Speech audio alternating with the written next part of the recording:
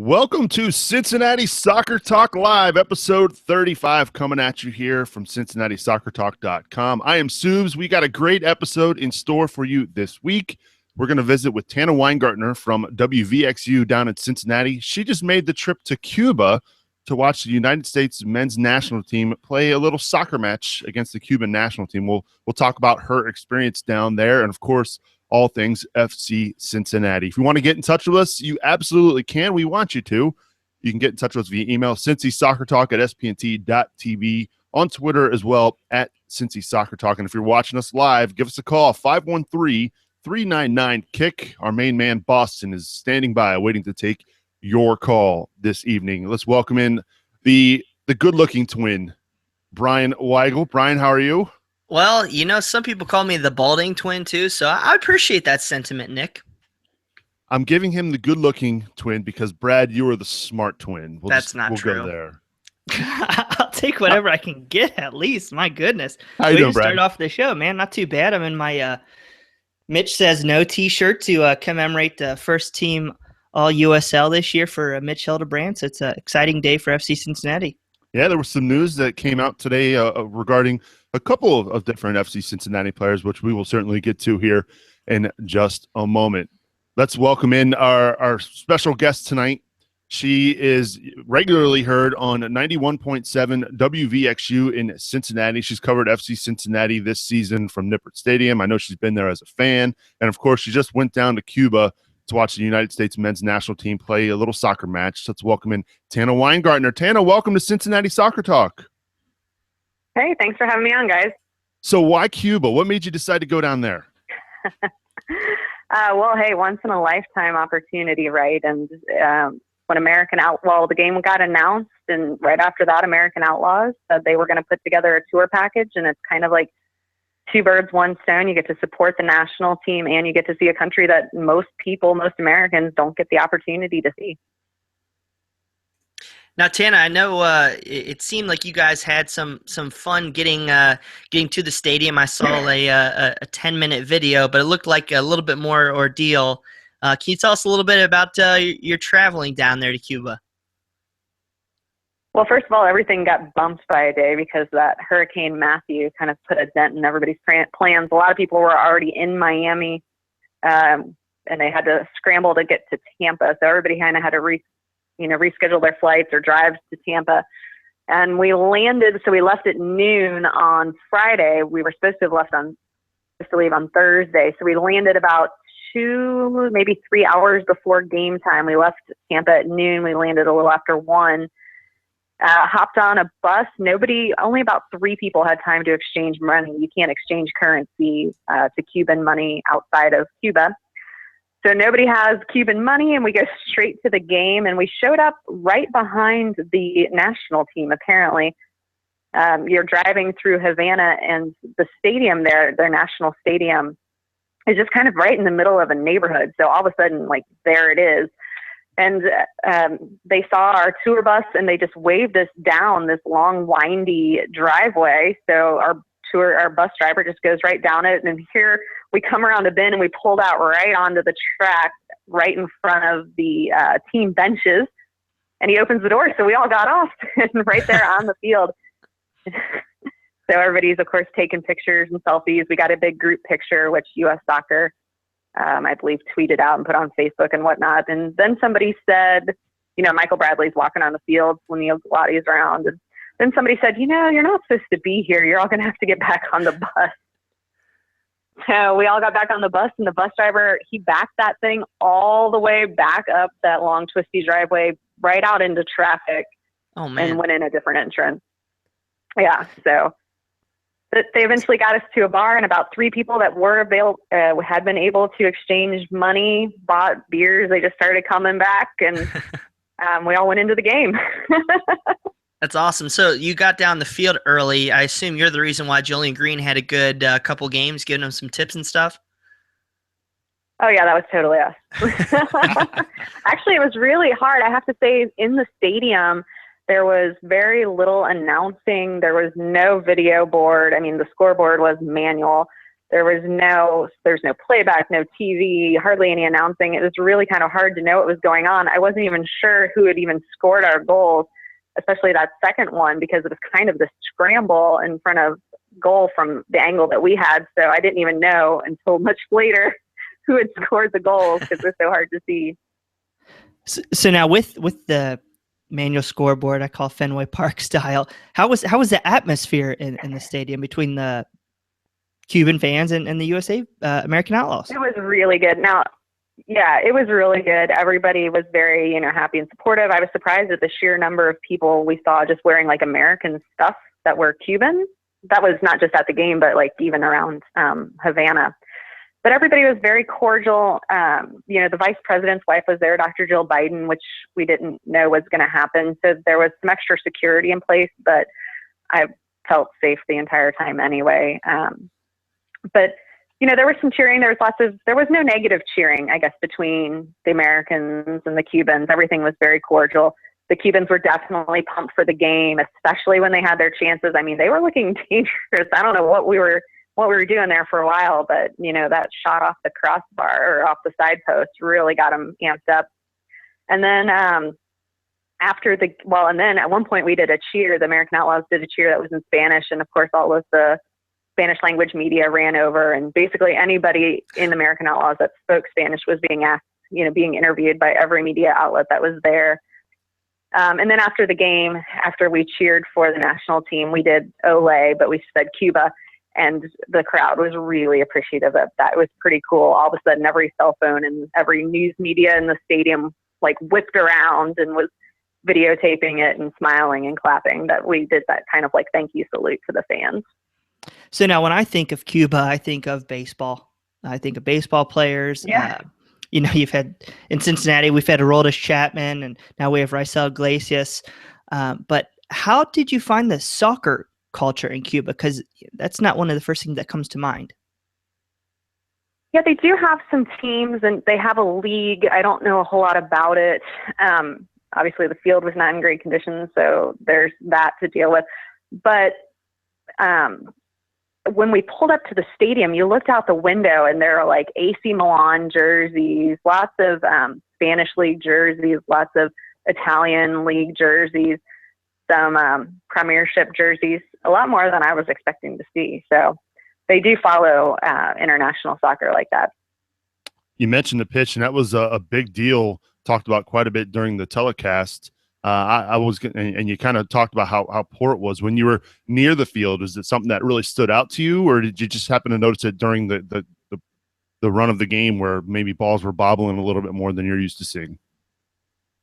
Yeah, when we were on the kind of the track around the stadium, everybody was being real cautious not to really walk too far onto the grass, and I think we were all just in shock that we were down there at field level, and nobody was like, really looking too hard at the pitch. So when we got in the stands and they started making these passes, we're like, what is going on? Like, that's a terrible pass. What did or the ball was bouncing up. Then we started to kind of realize that the pitch was in really terrible shape. So, and then, we got back and everybody was talking to us about how I guess there was no water in the stadium. And again, like I had no idea, but you could definitely tell that the pitch was in need of just regular watering. It was very brown, and B, obviously watering before the game.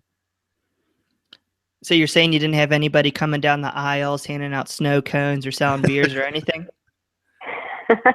No, actually somebody did eventually go get some water, but they weren't selling anything in the stadium. And there was a rumor it was because, especially beer, there was a rumor it was because Dr. Biden was there. But, that's unsubstantiated. I have no idea where that even came from. Well, to talk about, you did. Oh, I was just saying to talk about outside. No, go ahead. Oh, outside of the match, I knew you guys flew right in that day, got on the bus, got to the stadium. Did you get to spend any more time in Cuba or have any other fun experiences? Yeah, so we all went out to dinner later that night and to this place that was kind of attached to a outdoor dance club type thing. And then the next day we got to take a tour of Havana Club, the rum factory, kind of just more like their showroom, I guess you would say. And then we walked around Old Havana, and I got really lucky. This woman that was on the tour, everybody else on the group kind of went back to the pool at our hotel we were staying at, has the largest pool in Cuba.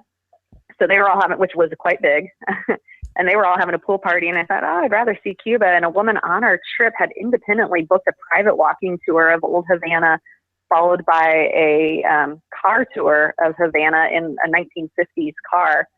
And she very kindly let me crash her tour. So it was really amazing. We got to see all of Old Havana and ride around in a 1955 Pontiac original V8 automatic bubblegum pink. The guy was very proud that he had an automatic because those were not very prevalent in the 50s, like 1955. So, you know, he had like a special car. You were and down... all the people were really nice. Yeah. Well, that's good.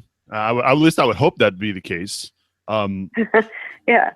I know you were down there with a lot of different members from the American Outlaws. And when you mentioned to folks that you were from Cincinnati, did anybody kind of bring up FC Cincinnati to you or talk to you about how well the club did and about the attendance that they had this year? I have to tell you, my new friend, Brian, who's from Louisville, is a Louisville FC fan. So there might have been a little bit of ribbing. Hey, what time do you play on Sunday? Oh, you know, we don't play Sunday. So, yeah, just good-natured back and forth with Brian and Jessica from Louisville. Well, that's cool. I mean, as much as we want to discuss Louisville on this podcast, of course. They're good people. Everybody's good people. Yeah. The city of Louisville sure is a great town. We'll just leave it at that. So let's talk about your background in soccer. How long have you covered soccer? How long have you been a fan of soccer? Oh, gosh. I've been a fan of soccer since probably college. That's when I learned to play. I actually did not play growing up. So I learned in college and then fell in love with the game. How did you learn in college? I'm just curious. I had friends that played. There was a whole group of my friends that I fell in with, all played soccer together. They had played growing up, and so they had a rec team. So a friend of mine took me out to a park, and we shot barefoot against a backstop until I learned how to play. So I started on defense and just kind of figured it out. Fortunately, I guess I was a natural athlete, so it didn't suck too bad. They let me play with them. When you said you learned in college, I thought maybe you took a class because I want to know what college that is. That would have been cool. That would be cool. No. So if anybody at UC or Xavier's listening, if you could start a soccer class, that'd be great. Yeah, they had yoga and like aerobics. Why couldn't they have soccer? Yeah, I took curling in college, so that was my highlight. See, they could have soccer. Yeah. Guess putting your money to well use. Hey, now.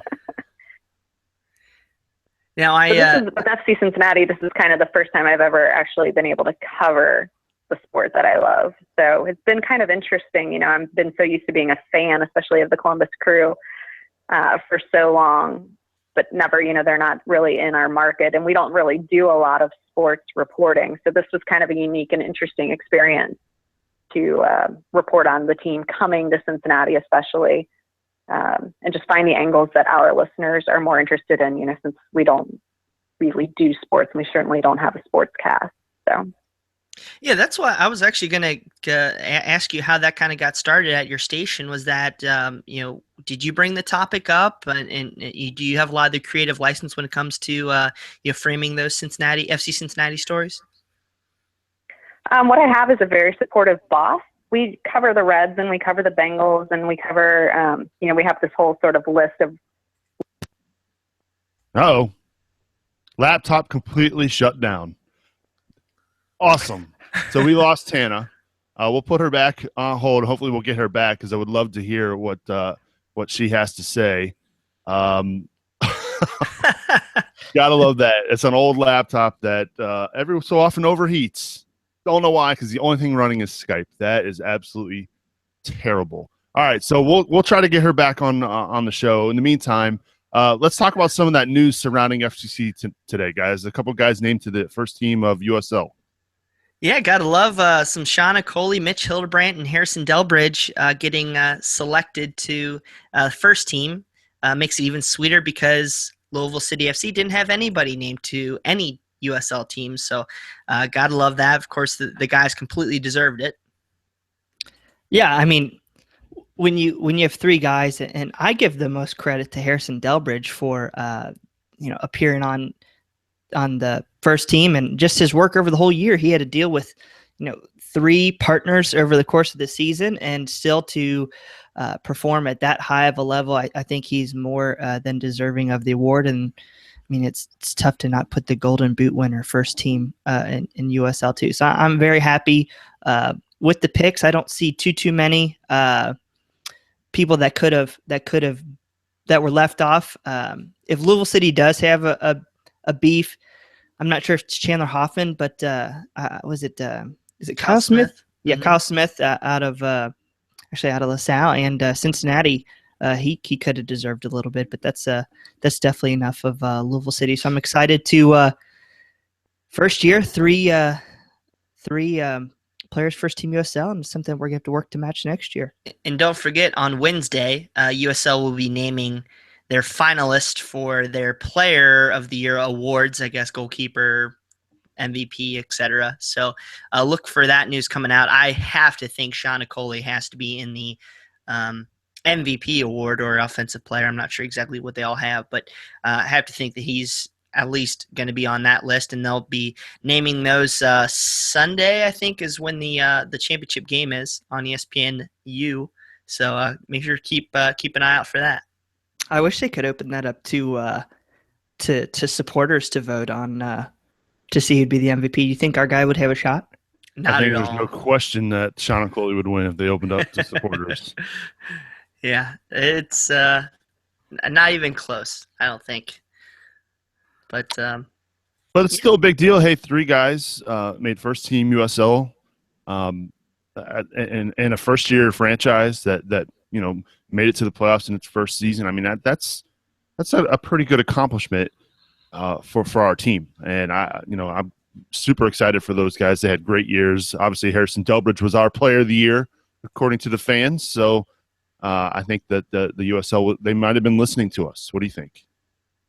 We had nothing to do with it, but we'll take the credit though. We can absolutely take the credit for it. I think we should take the credit for it. Heck, man. Harrison Delbridge's college even wrote a story on our fan vote award, so you got to love that. Yeah, I mean, it's just it's awesome. I'm interested to see where Harks could come out in the Coach of the Year rankings too. I mean, to do what he did with the first year team, that's something else. I know he may have a challenge from the Red Bulls guy, but don't forget DeSantos from Kansas City, Swope Park. Park. Mm-hmm. Yeah, talk about that with the USL Championship game this Sunday, and they're down. I want to say they're down like 4 starters because they had 2 red cards in the conference finals, and then they had a player go off hurt that was a starter, and I think they had another player who ended up getting hurt. So they're going to be down. They're going to be down a lot. Well, we'll see how that goes. Should we talk about the officiating in some of those conference championship games? And it wasn't even Tubby either. That's the best part about it. What? Yeah, no, seriously, it was garbage. Who was it? I think it was another reporter in St. Louis, and I kind of had a conversation about the level of at least the Sunday game with Louisville City and New York City, or New York Red Bull too. The quality of play really I didn't think was up to snuff. I thought FC Cincinnati could have probably beaten both those teams. Of course, that's a homer here talking, but compound that with just the 3 red cards issued in that Eastern Conference final, and just the no calls versus the call. I mean, it was an embarrassment, I think, overall. You know what's we should say it once, say it again. How many times can Red Bulls get a red card or a lucky refereeing break in their home building? But enough of the conspiracy theories. I mean, there wasn't any VAR for this game? No, I don't know. The last red card was pretty weak in my opinion. But are any of these going to be rescinded possibly? Well, the ones that I thought were weak were Louisville. I think the New York Red Bulls won because their guy got card just before the end of extra time, and that's not going to get rescinded because that was a clear scoring opportunity. He was the last defender, and he just took the Louisville City player down, so he'll be out for the match. I forget his name, but Speedy Williams or something like that. Yeah, so, Speedy. Yeah. But, well-deserved appearance in the finals for the Red Bulls. I think you'd be lying if you said that they weren't the best team all year. And now we're left with an MLS 2 Cup. Yeah. And people were digging on that today. So, a lot of people were saying, like, it's an embarrassment for USL that they are only having MLS 2 teams because the knack on MLS 2 teams, they're not popular and nobody cares about them. But I think, honestly, it's a testament to the league that there's a lot of – that these MLS clubs are taking these MLS 2 teams seriously and putting quality players down there, and they're not just just putting their reserves out there. And, of course, it's going to take time, I think, and continuity for the non-affiliated teams like Louisville and Cincinnati to make deeper runs when they have just that familiarity with players, are able to stockpile some younger players, and just get that, that methodology of how they play and sustain that over time. I think that then you'll see some more runs for some deeper teams in terms of like the Louisvilles, the Cincinnatis. Of course, you saw what happened last year with Rochester. They were a picture of continuity. So I think this year was just an odd year for some of the non-affiliated teams. So we're doing our best to get Tana back on the show. We apologize for the technical difficulties. It's an old laptop. I should have known better. It likes to overheat for some reason, but we're working on it. In the meantime, Boston's still on hold waiting to take your call. We'd love to hear from you, UFC Cincinnati fans, 513-399-KICK. We will get the phone line back up and running. I promise you that. But in the meantime, let's talk about ticket renewals, or at least ticket improvement emails went out today, gentlemen. I know I got mine, and I'm planning to improve my season tickets, although I'm not going far from where I'm sitting. But I'm curious to see how many fans this year. I wonder what the percentage of season ticket holders are actually trying to improve their seats from a year ago. Well, I don't know. Hopefully adding more seats, but if I was on the east side, I would do my best to get over on the west side of the stadium, at least get a little bit of shade. Yeah, that'd be a little brutal. And I've heard actually several people who had seats like in the family zone or in just different parts of the stadium that are moving over to the Bailey and trying to get some, take advantage of those seats. And I honestly, of course, I'm in the Bailey. I love it. I don't think I'd change right now, but at least, FC Cincinnati's taking their time trying to get this right. I know they wanted to have this change happen sooner, but I'm interested to see the percentage of renewals kind of coming up here soon. I mean, did you guys get to take a look at that infograph that came out today from FC Cincinnati? Or was it the info chart that had like? I was shocked. Like 82% of the Bailey sold out, and some of the numbers. Yeah, I mean, for the whole season, but also some of the numbers that came out of there. I mean, was it they had 1,639 authentic jerseys sold? Really? Yeah. And honestly, that would have been dramatically higher if they had jerseys the whole year. I think. Right. I got to think because I bought a sweater and a T-shirt and a couple other things because I didn't have a jersey. And now I'm pretty happy I did that because I love them. But I got to think that that's better. Or that'll be better next year. It's amazing if you look at the pie chart that they had. You could probably pick it up. It's amazing the total percentage of FC Cincinnati attendance compared to the entire USL was like 18% or 17.5%. So it was crazy. I know I'm going to be improving my season tickets. My parents have told me that they want to move closer to midfield. They want to stay in the same section. But they want to move closer to midfield. So we're just going to go on the northern side of the section. And I'm adding 2 more tickets as well. Whoa. My aunt and uncle, they went to a game this year with my parents and they loved it. And so they want to do season tickets. So that's good. I mean, that's a good sign. You got people that came down for the first time and they got a taste, and now they want to go to every game. So that's a good sign if you're a fan of FC Cincinnati, or if you're Jeff Birding and everybody down at FC Cincinnati. So the good news is we've got the phone line back up and running, and we've got Tana back. And Tana, I totally apologize for the technical issues. Didn't see that coming. We understand. You were talking about we understand technical issues in radio. Of course. We were talking about when the computer decided to shut down on us, that you have a great boss that lets you have some flexibility and freedom when it comes to covering FC Cincinnati. Well, yeah, I think what she wanted to know is this a big deal, or is this going to be a low attended team that doesn't draw much fan base?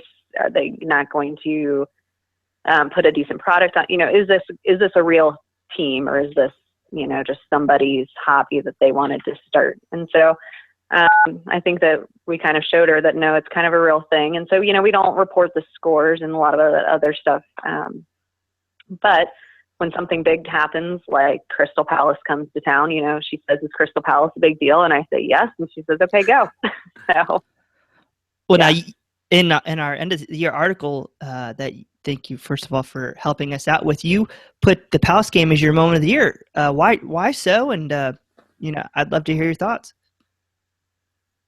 I think you have to pick the Palace game, or at least I had to pick the Palace game, because you have this team. It's the first year in a league that until now, pretty much no one in Cincinnati, at least, the soccer folks, sure, but the normal, regular mom and dad soccer fans didn't know anything about. And here they bring a top flight premiership team to Cincinnati to play in a college football stadium on not AstroTurf, but, not on grass.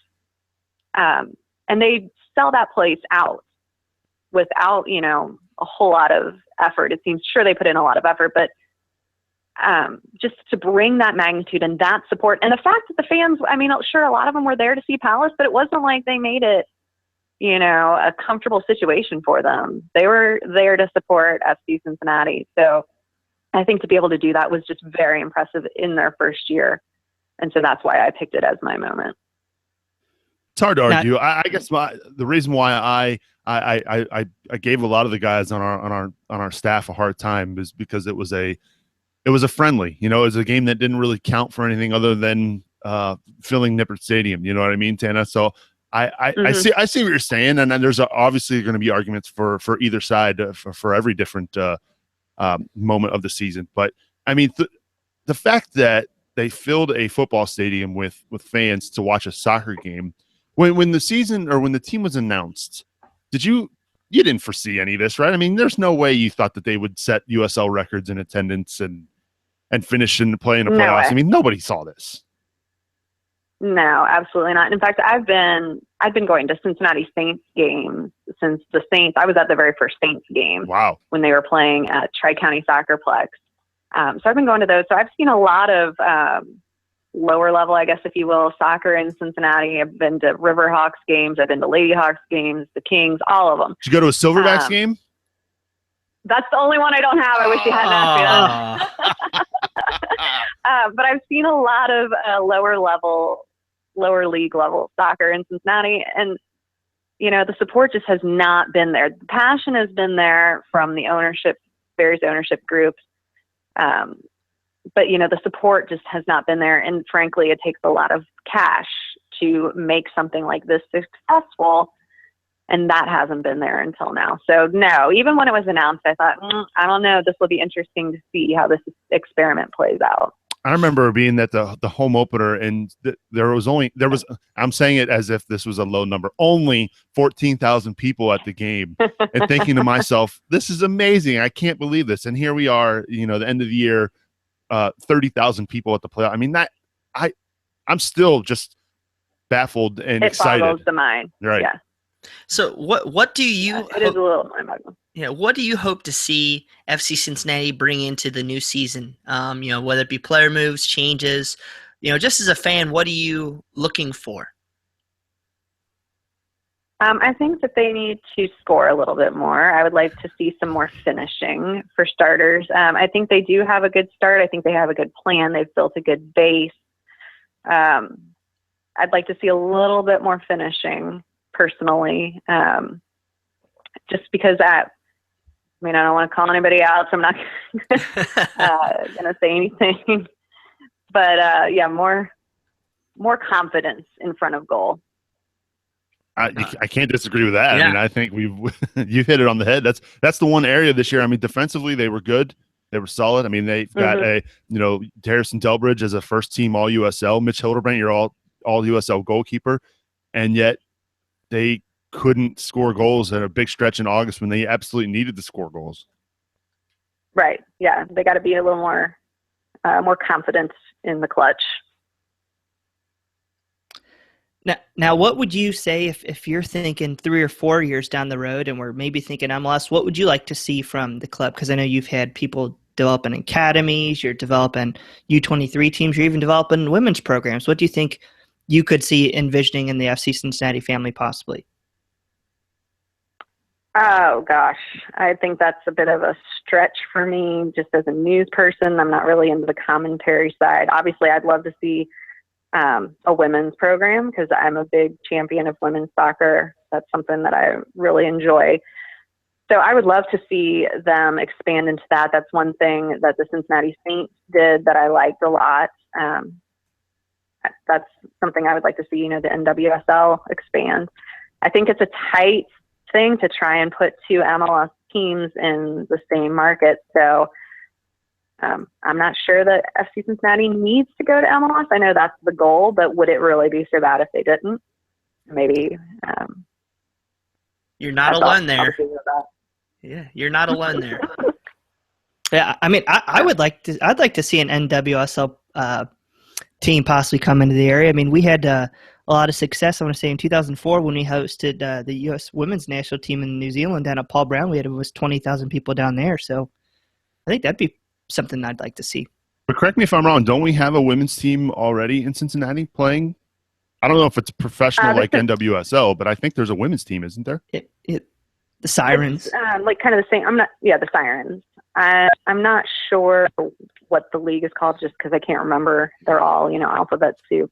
Yeah. They're like was it PDL? It's the same basically as what the Lady Saints were. Gotcha. Yeah, okay. that same level. It's a lot of the same players. Yeah, they draw again, there's a great dedicated owner there, but there's not the financial backing to make a go of it. Gotcha. The way that they're doing in places like Chicago, Kansas City, Portland, Seattle. St. Louis gave it a go, and then they had a stronger women's team than they did a men's team, and they dumped the women's team to focus on the men's team, and where are they now? Still not in MLS. So.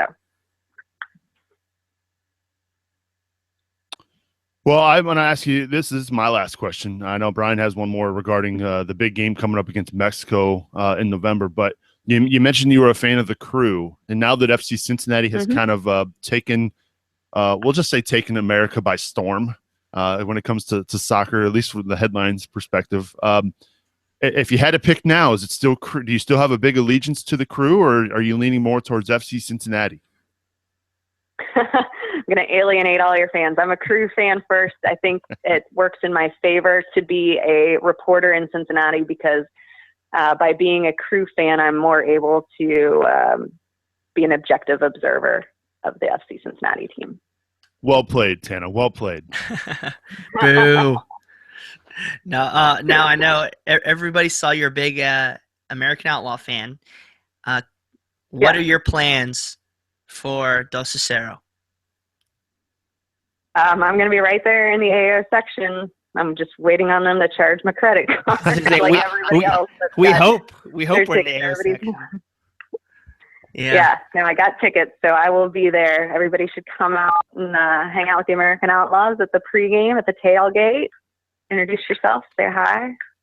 Absolutely. Well, hopefully make sure Dos Cero stays in place. Absolutely. Well, big game. We got to qualify. We'll have fun there at the game. We'll be watching, of course, from afar. At least I will be up in Toledo. So from afar. I'm in Toledo, and I work third shift, so there's no way I could even come to the game. But enjoy the game. I'm hearing our excuses, my friend. Yeah, you're right. You're right. I'm full of them, 100%. So if folks want to tune in and hear you on the radio, where can they listen to you? Where can they find you on social media? I'm at Tana Weingartner. That's TanaWeingartner. That's my Twitter. So say hi. Thanks for having me on, guys. This has been fun. And I apologize again for the technical issues, and thanks for sticking with us. Sure thing. Happens all the time. All right. Take it easy. Have fun at the game. Woo! Go USA. That's right. Yeah. Thanks, Tana. Thanks. Bye. That's Tana Weingartner from 91.7 WVXU, giving us her thoughts on FC Cincinnati's year, and appreciate her time. I again, the technical issues all on me, 100% on me. I'll wear it. More excuses to come on the old computer. But it was good to hear from her and get her thoughts on her trip to Cuba, which is pretty cool. It's been a pretty exciting year for her, if you think about it, with the brand new soccer team in Cincinnati and with all the attendance, and didn't see that coming. And I'm sure she didn't see a trip to Cuba coming. So, I mean, that's pretty exciting for her. Yeah, I mean, I would love to have had that opportunity. But it is what it is, and we're going to make the most out of Columbus here. But, I mean, just to say that you were at that game, I think just gives you instant credibility, and she should get U.S. soccer tickets anytime she wants them for life. And people, too, if they want to see more about her experience, I want to see, you can go to Cincinnati Soccer Talk and hit the live section. And there's a 10-minute video that her Louisville friends put up that we added to the site, so you can see a little bit about their entrance to the stadium, them going through customs and going through Cuba. So it's really neat. So I'd encourage all of our listeners to get over to CincinnatiSoccerTalk.com and take a look. Yeah, check it out. And again, we appreciate Tana for stopping by here on episode 35 of Cincinnati Soccer Talk. We kind of talked on a little bit about Harrison Delbridge, Mitch Hildebrand, and Shauna Coley being named to the All-League first team, which is great. Good job for them. Let's shelve players we'd like to add for 2017. Let's do that next week. I think that'll be a good topic to cover next week when we do the show. It should be interesting because I know, Brian, you're itching at you're ready to go when it comes to making additions to this team. And I would say of all the staff members, you've got these names on the tip of your tongue just ready to go. So we'll be prepared for sure. We were hoping to have Joseph with us tonight, but of course he's somewhere eating free pizza. Hopefully Joseph's back joining us again next week. And hopefully we'll have Bill Wolf back too. Did you know actually where he is?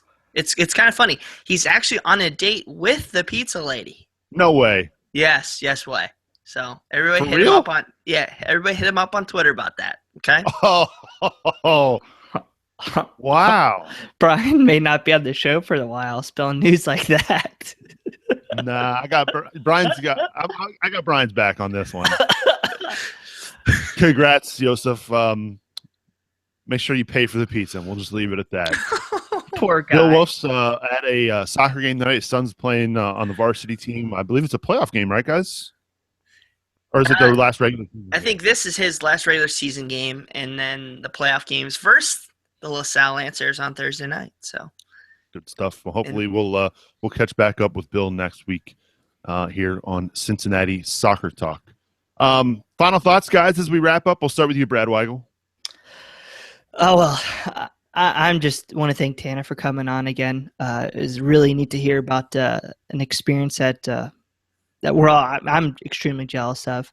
And I'm looking forward to watching the Red Bulls, Baby Bulls play Sunday night against the Swope Park Rangers in the USL Cup. I want to say, is it 8:30 on ESPNU Sunday night, Brian? sounds about right. Yep, 8:30 ESPNU. And then we can start building towards 2017. Final thoughts, Brian Weigel? There's a lot going on right now. Well, I guess on social media. So just kind of keep involved and make sure to favorite the MLS to Cincinnati and all stuff. Just keep involved. And if there's any topics you guys want to reach out to, let us know. We are definitely more than willing to discuss them with you and prepare for the upcoming week ahead. So just let us know. It should be a fun off season. We got some news coming up. So should we see if Boston's awake?